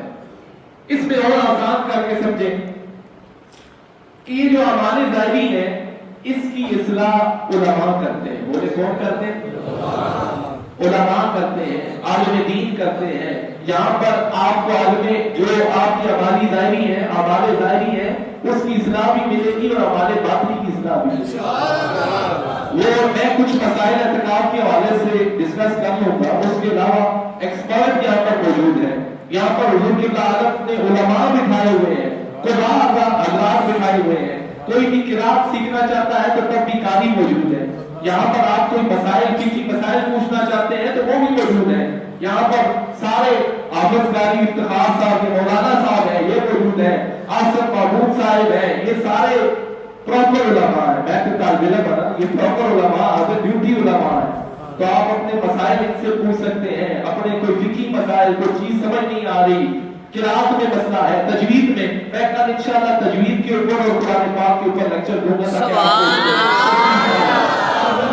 یہ بات کر رہا ہوں کہ آپ اس سے رہنمائی لے سکتے ہیں. ہر وقت یہ علماء یہاں پر بیٹھے ہیں. میں تو طالب علم ہوں, عمل میں کام, عمر میں کام, علم کرنے کا ہوں، لیکن یہ لوگ بیٹھے ہیں یہ بھی آپ کو، لیکن جتنا مجھ سے ہوگا وہ انشاءاللہ آپ کو سنائیں گے، وہ بھی آپ کو بتائیں گے، لیکن حاضر ڈیوٹی بولنے کا کام اگر حاضر ڈیوٹی کا ہوتا ہے تو عرض یہ کر رہا ہوں کہ اعمال ظاہری کی میں نے بات کی کہ ان کا صدور جسم سے ہوتا ہے، اس میں آپ کی اعضاء شامل ہوتا ہے، اور ان کی اصلاح کون کرتا ہے؟ علماء۔ وہ ان کی اصلاح کون کرتا ہے؟ علماء کرتے ہیں۔ کیا ہے علماء؟ آپ کو بتائیں گے کیا چیز فرض ہے، واجب ہے، مستحب ہے، مکروہ ہے، مکروہ تحریمی ہے، تنزیہی ہے، مباح عمل کون سا ہے، اور ذنی و دلالہ کون سے ہیں، قطعی و دلالہ کون سے ہیں، یہ چیزیں آپ کو بتائیں۔ حکم شرعی کیا ہے، محکوم کیا ہے، حکم فی کیا ہے، حکم بے کیا ہے، یہ چیزیں بتائیں گے۔ حکم کس طرح لاگو ہوتا ہے، اس کی لیگیلٹی کیا ہے، لیگل پرپس کیا ہے، لا کیا ہے، یہ آپ کو فقہی مسائل سمجھائیں گے۔ اچھا اب آ جاتے ہیں کہ جو اعمال باطنی، اعمال باطنی کیا ہے؟ اچھا اس کا صدور جو ہوتا ہے نا وہ قلب پہ ہوتا ہے، اس کی جگہ کیا ہے، اس کا تعلق کس کے ساتھ ہے؟ بولے دل کے ساتھ ہے۔ اس کا تعلق میں نے شروع میں کیا کہ آپ کے شریعت دو چیزوں کا نام ہے، ایک ہمارے ظاہری جو میں نے آپ کو ابھی بڑی ڈیٹیل میں بتائے ہیں، جن کا تعلق کس کے ساتھ ہے؟ اعضاء جسم کے ساتھ ہے، وہ ہمارے ظاہری ہے، ان کی اصلاح علماء کرتے ہیں۔ میں نے کہا کہ ہمارے باطنی جس کا تعلق کس کے ساتھ ہے؟ اور بڑے پتے کی بات بتا رہا ہوں، یہ میرے بات پر کسی نے نہیں بتانی، یہ آج لے جاؤ۔ لوگ سوال کرتے ہیں اور تصوف کدھر سے لے آئے ہو، طریقت کدھر سے لے آئے ہو، یہ پیری مریدی کیا ہے، یہ بتا رہا ہوں کیا ہے، ابھی بتاتا ہوں یہ کیا ہے۔ تو اب یہ جو میں نے ہمارے باطنی کی بات کی، اس کا تعلق دل کے ساتھ ہے۔ اچھا اس کی اگر کوئی اصلاح کرتا ہے تو یہ اللہ والے کیا ہے، اور اس کی اصلاح بھی تو ضروری ہے نا، بلکہ اس ہی کی اصلاح ضروری ہے۔ کیوں ضروری ہے؟ اللہ میں تو سب کو پوچھنا، یہ جو نیت ہے یہ کہاں سے جنم لیتی ہے؟ اس کا صدور کہاں ہوتا ہے بھائی؟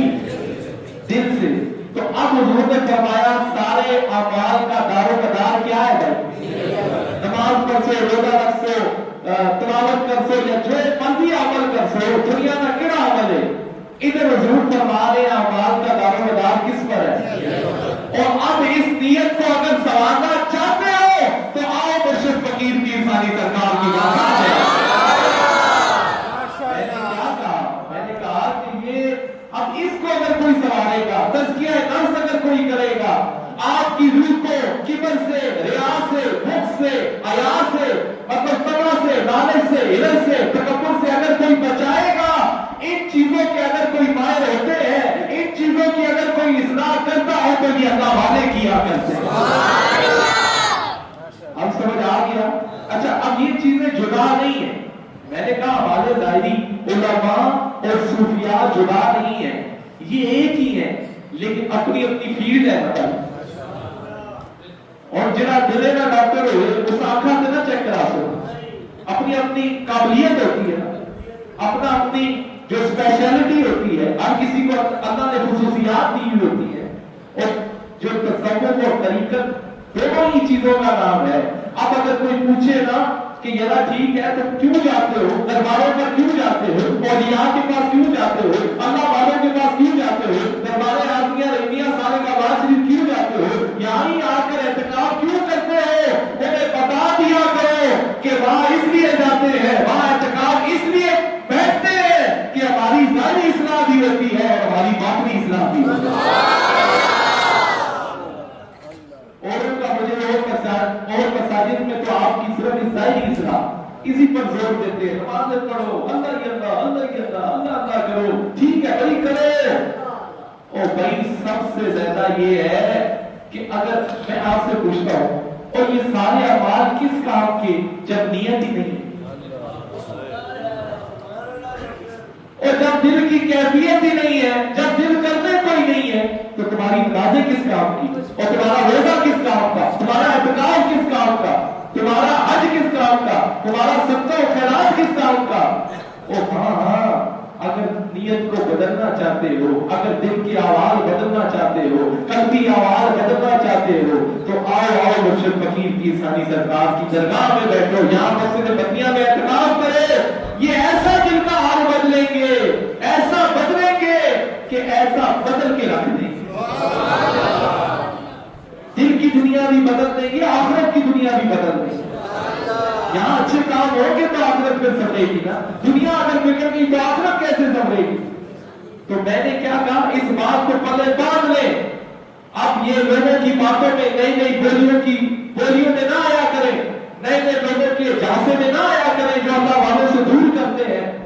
انہیں بتایا کریں وہ ہم تو اس لیے اللہ والوں کے پاس جاتے ہیں کہ وہ دل کی دنیا بدلتے ہیں.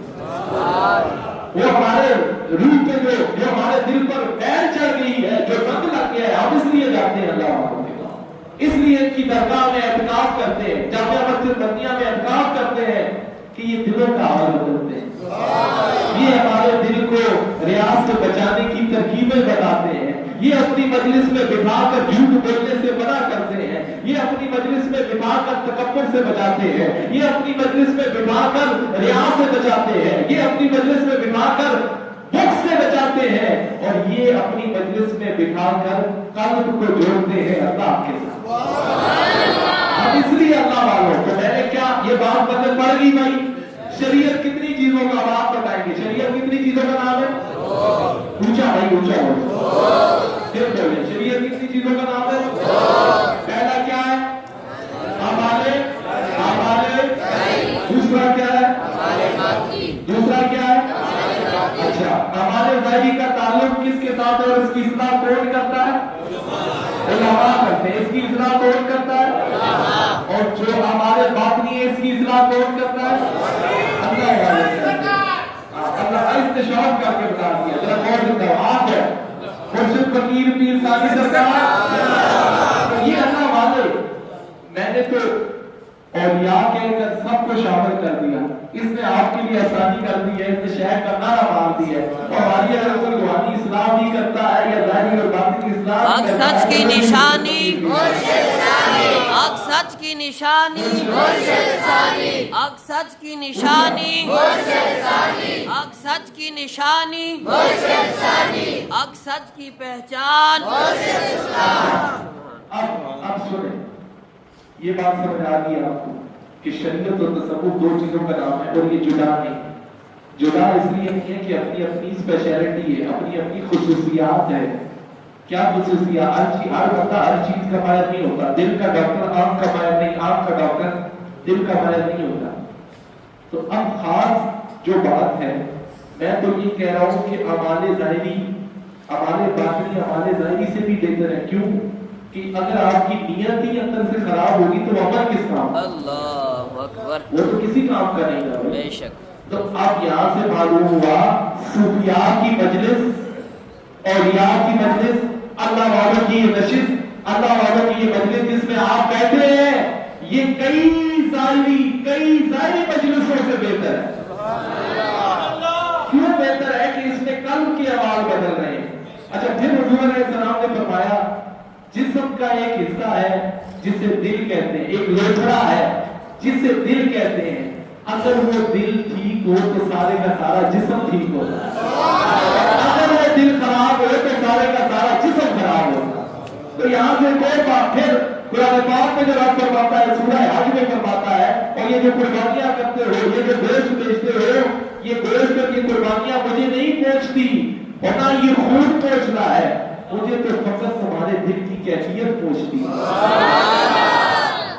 یہ میں سپورٹو کانٹیکس میں ساتھ حدیث مبارکہ بھی چلا رہا ہوں اور قرآن پاک کی آیت مقدسہ بھی پیش کر رہا ہوں. سورہ انعام کی ایک اور آیت ہے, رب فرماتا ہے, اس کا مفہوم یہ ہے کہ ہم تو چاہتے ہی ہیں کہ تم برائی کے کاموں سے بچو, خواہ وہ ظاہر ہو خواہ وہ باطنی اعمال, مطلب سامنے ہو یا چھپے ہوئے ہو. اللہ تو چاہتا ہے کہ تم اس سے بچو. پھر اللہ نے جو ہے حضور علیہ السلام کو جو حکم دیا وہ یہ سب کی کہ ان کا تزکیہ نفس کیجیے, ان پر رب کی آیات تلاوت کیجیے, ان کو خوب پاک کیجیے, خوب ستھرا کیجیے. تو صوفیاء کا جو مشن ہوتا ہے, اللہ والوں کا جو مشن ہوتا ہے, وہ یہی ہوتا ہے کہ لوگوں کے دلوں سے کدورتوں کو مٹایا جائے, ان کی روح کو پاک کیا جائے, ان کے لیے ان کا تزکیہ نفس کیا جائے. یہی تصوف ہے اور یہی طریقت ہے. اور امام ربانی حضرت مجدد البستانی فرماتے ہیں جو شریعت طریقت کے تابع جو طریقت جو ہے شریعت کے تابع نہ ہو ہم ایسی طریقت کو نہیں مانتے.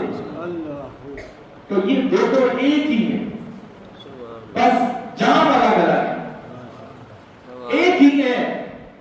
یہ بات صحیح ہے کہ تصوف کے اندر بگاڑ پیدا ہو گیا وہ تو ہر سسٹم کے اندر بگاڑ پیدا ہو گیا.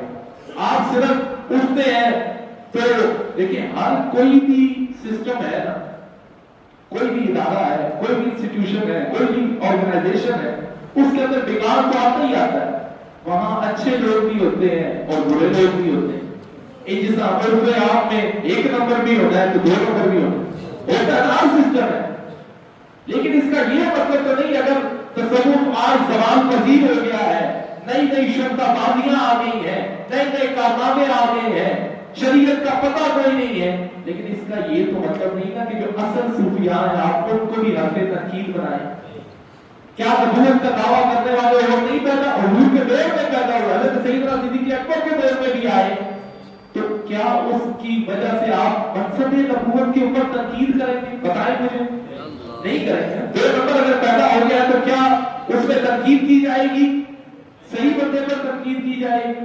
تو یہ ہر سسٹم میں سوال آتا ہے جب آپ کہتے ہیں نا دو نمبر ہے جی ایک بندہ دو نمبر بھی چلو میں صاف کہتا ہوں اس کا مطلب ہے کہ ایک نمبر بھی کوئی موجود ہے اور جس کی کاپی آئی ہے اس کا اوریجنل بھی کوئی موجود ہے. مسئلہ ہے اسی کاپی ڈھونڈنے رہے ہیں اس کی تنقید کرتے ہیں اوریجنل کے ساتھ کبھی پالا ہی نہیں پڑا. کیسے رہے کہ جی ہم نے بڑے دیکھے ہیں ہم نے پیر بڑے دیکھے ہیں بڑے دیکھے ہیں. میں کہتا ہوں اے کاش کسی اللہ والے نے تجھے بھی دیکھ لیا ہوگا اور کسی کامل نے تجھے بھی دیکھ لیا ہوتا تو تجھے بھی کامل کر دیتا. کامل نے دیکھا ہوتا. اس کا یہ مطلب نہیں ہوتا کہ اگر تصوف کے اندر بگاڑ پیدا ہو گیا ہے اگر یہ جو صوفیاء کا طریقہ ہے اس کے اندر بگاڑ پیدا ہو گیا ہے تو اس کا یہ مطلب ہے کہ آپ اصل لوگوں کے خلاف ہو جائیں گے ان کے خلاف دعوے تشریح کریں گے. نہیں جن کو دیکھنے سے ہو جائے پیار زندگی سے ایسے بھی ہیں مگر تم نے دیکھے نہیں ایسے بھی ہیں مگر تم نے دیکھے نہیں ہیں جو جینے کا ڈھنگ سکھا دیتے ہیں جو جینے کی ادا سکھا دیتے ہیں تو ایسے بھی ہیں. تو یہ بات سے بات بیچ میں نکلی تو اب آ جاتے ہیں اعتکاف کی طرف اور گفتگو کو میں نعرہ تکبیر نعرہ رسالت نعرہ تحقیق نعرہ حیدری ہمارے عظمیہ رحیمیہ سالک آباد شریف اور الحاج فقیر پیر ثانی سرکار اور الحاج فقیر پیر سلطان سرکار. اچھا اب اعتکاف کے اگر آپ لوگوں کی معنی کے اوپر غور کریں تو وہ یہ ہے کہ رک جانا ٹھہر جانا ایک جگہ پر جم جانا اعتکاف کی یہ جو آپ کہتے ہیں. اچھا کس کے لیے رکنا کیوں گناہوں سے رک جانا جب جانا کس کے لیے اللہ کے لیے جانا ایک جگہ پر ڈیرے ڈالنا ایک جگہ پر اس کی بندگی کے لیے بیٹھنا ایک جگہ کو مختص کر خاص کر لینا کہ یہاں پر میں نے بیٹھنا ہے اللہ کی یاد کے لیے بیٹھنا اس کو بنانے کے لیے بیٹھنا اس سے بخشش طلب کرنے کے لیے بیٹھنا. یہ اعتکاف کے مطلب ہے یہ اس کے معنی ہے یہ اس کا شرعی معنی ہے جو میں نے پہلے بتایا کہ اپنے آپ کو جما لینا ایک جگہ روک لینا اللہ کی بندگی کے لیے اللہ کی بولے کس کے لیے اللہ کی بندگی کے لیے روک لینا. اب تین قسم کے اعتکاف ہوتے ہیں. ایک اعتکاف واجب ہوتا ہے ایک کیا ہوتا ہے اعتکاف واجب ایک اعتکاف واجب ہوتا ہے کہ کسی نے اللہ کے لیے نظر مانی ہو کہ فلاں دن پر میں اعتکاف ایک دن بیٹھوں یا جتنے دن بھی بیٹھوں تو یہ اعتکاف واجب ہے. پھر آتا ہے اعتکاف نفل جس کو سنت غیر موقدہ بھی کہا جاتا ہے جو نظر اور سنت موقدہ کے علاوہ اعتکاف ہوتا ہے اس کو اعتکاف نفل کہتے ہیں. اس کو کیا کہتے ہیں اور اب آئیں اس اعتکاف کی طرف یہ جو آخری 10 روز کا اعتکاف ہوتا ہے اسے اعتکاف سنت کہتے ہیں. یہ اعتکاف سنت ہے. آپ کو میں بتاؤں کہ یہ اتنی महबूब सुन्नत है। हुजूर ने 20 दिन का भी एहतिकाफ किया, लेकिन जो आपके आखिरी अयाम है ना, ज़ाहिरी पर्दा फरमा जाने के बाद, ज़ाहिरी विसाल के बाद, आपकी सबसे महबूब सुन्नत ये थी कि आपने आखिरी अशरे का 10 रोज एहतिकाफ फरमाया। आखिरी 10 दिन का एहतिकाफ ये हुजूर की महबूब सुन्नत है, महबूब तरीन सुन्नत है, इसी को एहतिकाफ सुन्नत कहा जाता है। फिर हुजूर अलैहिस्सलाम ने फरमाया कि जिस शख्स ने ईमान के साथ सवाब हासिल करने के लिए आखिरी 10 रोज का एहतिकाफ किया, उसकी जिंदगी के सारे पिछले गुनाह माफ कर दिए, उसकी जिंदगी के सारे गुनाह माफ कर दिए जाएंगे। फिर ये बड़ी बेहतरीन, जिस पर आपके दिल भर जाएंगे। बड़े लोगों की ये आस थी, होती है, सबको होती है कि हम एहतिकाफ मस्जिद नबी शरीफ में बैठे, लेकिन आपके लिए एक एहतिकाफ, एक इरशाद आलिया आपके लिए भी है। हुजूर अलैहिस्सलाम ने फरमाया कि जो ये आखिरी 10 दिन एहतिकाफ करता है, इस आखिरी अशरे में 10 दिन का एहतिकाफ करता है, उससे 2 हज और 2 उम्रे का सवाब मिलेगा। 2 हज, सबसे उससे बैठे बैठे 2 हजार के पूरा में सवाब मिलेगा। ना कोई खर्चा करना पड़ रहा है, ना जाना पड़ रहा है, ना लंबे टिकट लेने पड़ रहे हैं। तो ये आपके लिए इंतजाम है कि 2 हज और 2 उम्रों का सवाब मिलेगा। तो एहतिकाफ बड़ी ही महबूब तरीन सुन्नत है। तो मैंने इसका जो मोटिव था, जो इसका टारगेट था, वो मैंने आपको पहले समझा दिया कि इसमें करना क्या कुछ है। तो फिर एक और बात समझ लें, एहतिकाफ के दौरान 2 वजूहात की बिना पर आप एहतिकाफ से बाहर जा सकते हैं, मस्जिद से बाहर जा सकते हैं, इजाजत है। वो 2 वजूहात ये है, एक हाजत शरई, हाजत बोले, सिर्फ ये 2 वजूहात हैं जिनकी बिना पर आप मस्जिद से बाहर जा सकते हैं, इजाजत है। पहली क्या है? हाजत शरई, हाजत मतलब शरई एतबार से, लेकिन वो आपको जरूरत नहीं पड़नी लगी।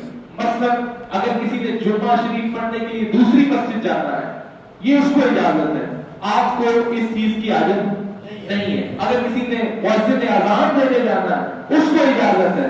मतलब अगर खालिसतन साफ करके आसान लफ्जों में समझाओ तो आपको हाजत शरई की कोई जरूरत बोले नहीं है, आप नहीं जा सकते, आपको कोई इजाजत नहीं। फिर है हाजत तबी, तभी मतलब आपकी तबीयत के हवाले से। अगर खुदा ना खास्ता आपको कोई ऐसी मरद आप हो गई, अचानक कोई ऐसी तबीयत कि भाई अब बाहर जाने के बगैर गुजारा नहीं है, डॉक्टर के पास जाने के बाद गुजारा नहीं है, तो अल्लाह ताला आप सबको सेहत से कामना नसीब फरमाए, ऐसा मौका ही ना आए।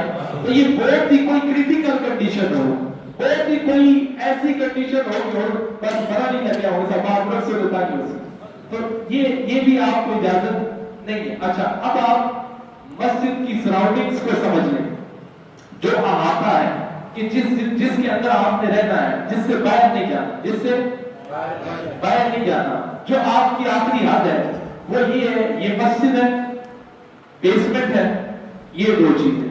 अच्छा, मुझे इन्होंने रात को तवज्जो दिलाई कि वो जो सामने आप देख रहे हैं लाइब्रेरी का दरवाजा, जहां से लंगर तकसीम होता है, ये भी आपकी आखिरी हद है, यहां से भी आपने पाँव बाहर नहीं रखना।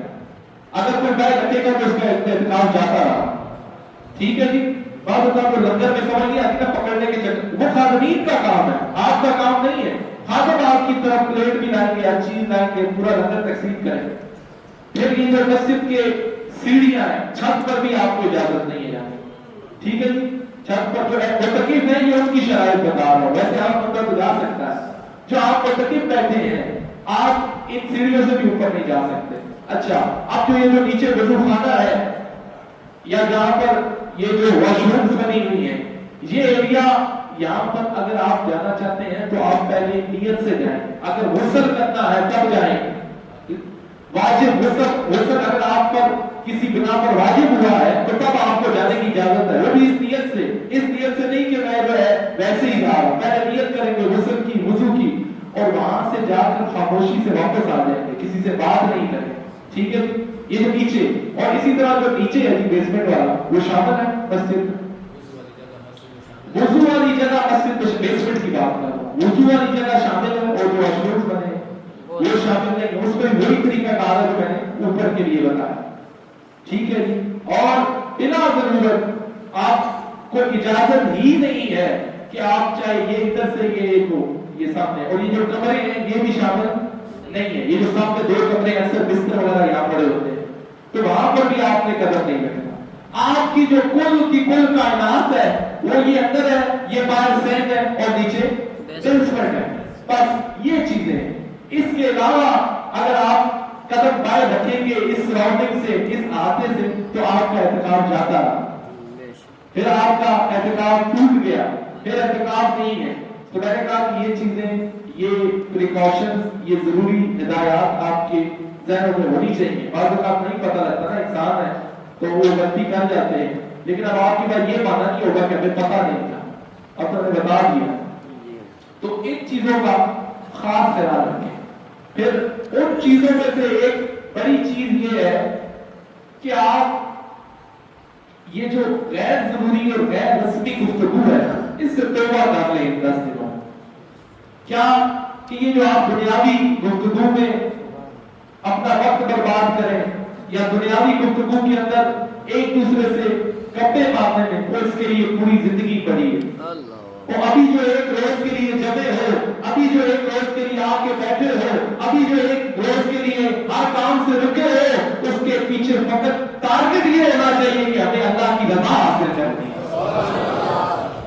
अल्लाह की रजा हासिल करनी है। तो आप जो है अपने जो गैर रस्मी गुफ्तगू करते हैं उससे परहेज करना, उससे क्या करना है, ऊंचा बोले, उससे क्या करना है। मतलब इन चीजों के लिए आपके पास बड़ा वक्त पड़ा है, और फिर ज्यादा से ज्यादा, जैसे मैंने शुरू में कहा, मोबाइल भी कम इस्तेमाल करें। जी मैं इस तरफ भी आ रहा हूँ, इस तरफ आ रहा हूँ। तो फिर एक और बात कि जो मोबाइल का यूज है इसको भी कम करना, खुदा इसको कम करना। क्यों? देखिए इसमें जब आप लगेंगे ना तो ये ऐसी चीज है, ये गफलत में डालने वाली चीज है, ये हर चीज से हटा देने वाली चीज है। और नौजवान भी मुझे नजर आ रहे हैं तो इनका ज्यादातर यूजेज मोबाइल पर होता है। तो आप भी ऐसा करें कि हमारे हुजूर की आदम फरमाते हैं तौबा का कसूर, तो वो तौबा करें और इस मोबाइल। फिर एक और बात के कुरान पाक तो मौजूद है ना कसीर तादाद में, बड़े बड़े हैं, बाद में हमें पाना पढ़ा के दे दिया, सीधे मोबाइल से एक कुरान पे पढ़ते। और जब जाहिरी तौर पे फिजिकली चीज एक मौजूद है, जरा उसके नूर से भी तो मुताबिल हो ना, उस कुरान पाक के नूर से मुताबिल हो, उसकी सतरों पर उंगलियां फेरने से मुताबिल हो, स्क्रीन पर कोई मजा नहीं आता। तो जब एक चीज मौजूद है तो मेरा तो मशवरा यही होगा कि आप उसको भी रिवाइंड करें, आप जाहिरी फिजिकली कुरान पाक उठा के पढ़ना।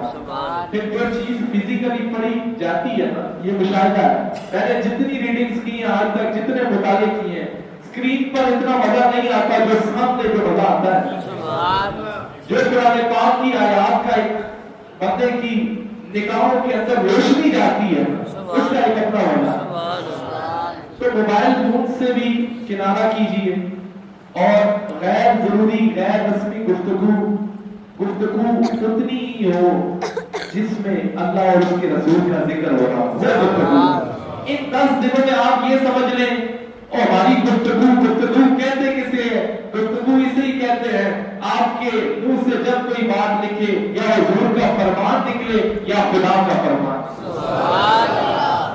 10 दिनों में ये समझ लें कि हमारी कुल की कुल गुफ्तगू। अच्छा एक और बात, फिर आपको पीछे घर से टेलीफोन आते हैं और लंबी लंबी बातें शुरू कर देते हैं। इन चीजों से भी कहा लेकिन भी नहीं गए, कितने बैठे, तो घर वालों से भी गुफ्तगू मतलब वक्त के हिसाब से करें। मैंने अक्सर ये नोट किया है, कोई किधर खड़ा होके, कोई नोज कोने में खड़ा है, कोई इधर अजी काम के साथ मोबाइल लगाया हुआ है, और लंबी लंबी कॉलें जो है वो चल रही है, लंबी लंबी कॉलें चल रही है। अच्छा नाराए तकबीर, नाराए रिसालत, नाराए ताकीद। मैंने बताया कि नियत करके जाएंगे, गुस्ल आप पर वाजिब है, तब आप जाएंगे, नीचे भी जा सकते हैं वुजू की नियत से, वहां पर किसी से बात नहीं करनी और वापस सीधा आ जाए। مطلب وہ آتا شامل نہیں ہے جو نیچے وضو خانہ اور واش روم مسجد کے اندر. ٹھیک ہے. تو ضرورت جب آپ کو ضرورت ہے تو تب آپ جا سکتے. تو کیا عرض کرنا تھا جی؟ لمبی گفتگو جو ہے وہ گھر والوں کے ساتھ نہیں کرنی. مطلب آپ یہاں بیٹھے ہیں, میں کہتا ہوں اگر آپ دل جمی کے ساتھ یہاں بیٹھے ہوں گے نا, یہاں خود کو اللہ کے ساتھ جوڑیں گے تو اللہ آپ کے گھر والوں کو کچھ نہیں کرتا, کچھ بھی نہیں ہوگا. نیت یہ ہونی چاہیے کہ خالص اللہ کے لیے میں یہاں پر بیٹھا ہوں, یہاں پر رکا ہوں, اتنی دور سے سفر کر کے آیا ہوں, تو اسی کام کے لیے آیا ہوں. تو پھر جو آخری باتیں کچھ کرنا چاہتا ہوں, کل میں انشاءاللہ تجوید کے اوپر انشاءاللہ قرآن پاک کی تلاوت. اب علامہ صاحب اسی پکی آئے ہو, مطلب علامہ حضرت مولانا خضر الاسلام صاحب نقشبندی آدمی, آپ بھی تشریف لے آئے ہیں, تو یقیناً یہ یہاں پر ٹھہریں گے. تو یہ ایک اضافہ ہے کہ جو کوئی فقہی مسائل ہو یا کسی قسم کا بھی کوئی مسئلہ ہو تو آپ ان سے استفادہ حاصل کر سکتے ہیں, ان کے پاس آ سکتے ہیں, ان سے پوچھ سکتے ہیں. یہ خادم ہے, یہ دربار ان کے خادم ہے. یہ آج یہ بولیوں والی وہ کرمیچی نہیں ہے, ان میں انہیں حضور کے عالم میں بالکل جوڑ کے بالکل خالی کیا ہوا ہے. خالی کس چیز سے کیا ہوا ہے؟ تکبر سے خالی کیا ہوا ہے, کنار سے خالی کیا ہوا ہے, عاجزی سے بھر دیا. تو آپ یہ ایک اضافہ ہے, ان سے بھی آپ. تو کل میری کوشش ہوگی کہ تجوید اور قرآن, دیکھیں قرآن پاک زیادہ بار میری بات سن لیں, زیادہ بار ختم کرنے سے, دوڑ لگانے سے یہ بات بہتر ہے کہ اس کو تجوید کے ساتھ پڑھیں. لحن جلی لحن خفی کا خیال کیا جائے, تجوید کا خیال کیا جائے, مخارج کا خیال کیا جائے, ساؤنڈ کی پروناؤنسیشن کیسے ہوتی ہے وہ سمجھے, جوڑے نہ لگائیں. میں یہ کہتا ہوں ایک طرف سورہ فاتحہ صحیح تجوید کے قواعد ضوابط کے ساتھ پڑھی ہوئی, اس کے بدلے میں کوئی 30 پارے بھی پڑھ دے گا تو وہ میں اس کو ایک کو زیادہ پرائیورٹی دوں گا, کیونکہ یہ قرآن پاک تجوید کے ساتھ نازل ہوا. وَرَتِّلِ الْقُرْآنَ تَرْتِیلًا, تو اس ترتیل ٹھہر ٹھہر کے پڑھنے کے حوالے سے مولا علی مشکل کشا جن کا آئے جن کو تو کیسے یاد اور یہ غربتی گفتگو ہو رہی ہے. ان کا دن بھی آج انہی کی بات سنا رہا ہوں. میں نے گفتگو کرنی تھی لیکن آج آپ کو بیسک چیزیں سمجھانا مقصود تھی, اعتکاف کے مسائل سمجھانا مقصود تھے, اعمال کے حوالے سے. رات کو اگر اللہ نے موقع بنایا تو ان پر بھی گفتگو ہو, لیکن آج سے بڑھ کر ابھی اس ٹائم کے لیے تو آپ سے فرمایا گیا کہ یہ ترتیلہ کا معنی کیا ہے. تو آپ نے فرمایا کہ قرآن پاک کو ایسے پڑھا جائے کہ جیسے پڑھنے کا حق ہے. وہ حق کیا ہے؟ وہ علم تجوید ہے, وہ تجوید سے آپ کو آئے گا. اب کل اور کل میں فرق ہے, جو یہ بتائیں گے یہ کیونکہ حضرت بیٹی علماء ہے تو میں تو صرف اشارے میں سمجھاتا چلا جاؤں گا, تو وہ آپ کو سارے مخارج پتہ ہونے چاہیے. تو کیوں نہ کیا ہی خوبصورت لمحہ بنا ہوا ہے, گناہ بھی موجود ہے, علماء بھی موجود ہے. تو انہاں دا تیریا چیزیں لمیا ریسا نہ کہو تے فقط ایک قواعد ہی اگر سکھ کے لوگاں دا تیریا استے او گارنٹی ہے تساں نمازاں تہاڈیاں سیدھیاں ہو گئے. سبحان اللہ, یہ میں صحیح کہہ رہا ہوں. اور اعلیٰ حضرت کے نزدیک اگر تجوید نہیں آتی تو وہ تو کہتے ہیں نماز فاسد ہو جاتی ہے. تجوید بہت ضروری ہے, مخارج کا سمجھنا بہت ضروری ہے. کہ آپ فرماتے ہیں کہ حرف ایسے ادا کیا جائے, اعلیٰ حضرت فرماتے ہیں حرف ایسے ادا ہو کہ ایک حرف دوسرے حرف سے ممتاز ہو, ممتاز ہو تو تب ہوگا. مطلب فرق پھر آپ کو یہ بھی جو حروف قریب الصوت ہے, جو ملتے جلتے ہم آواز والے ہیں, تا اور قوا کا فرق ہی نہ پتا ہو, تا اور قوا کا فرق ہی نہ پتا ہو. ایک کالی چیز سمجھاتی اس میں پریکٹس کرائی, یہ نہ صرف کچھ ہو, میں تو صرف سبق سنا رہا ہوں.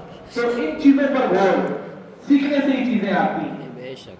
تو آپ یہ سیکھیں, یہ حضرت ڈیوٹی قرآن رات موجود ہے. کل میں جو اس کی بیسک چیزیں وہ آپ کو سمجھاؤں گا, بعد میں آپ کا کام ہے. تو پھر حضور نے فرمایا قرآن پاک کو اپنی آوازوں سے زینت دو.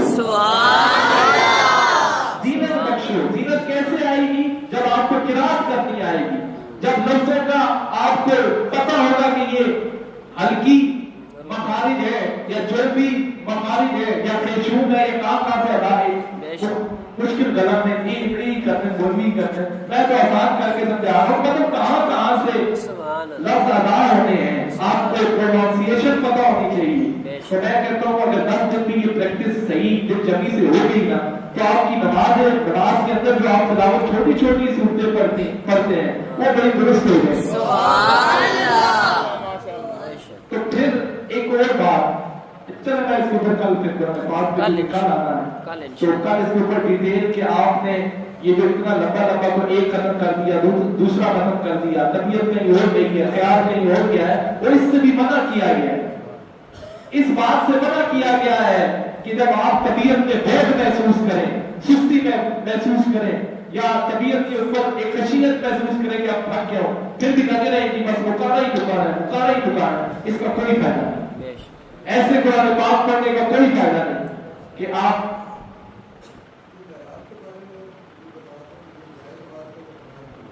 یہ کیا یہ جائے نماز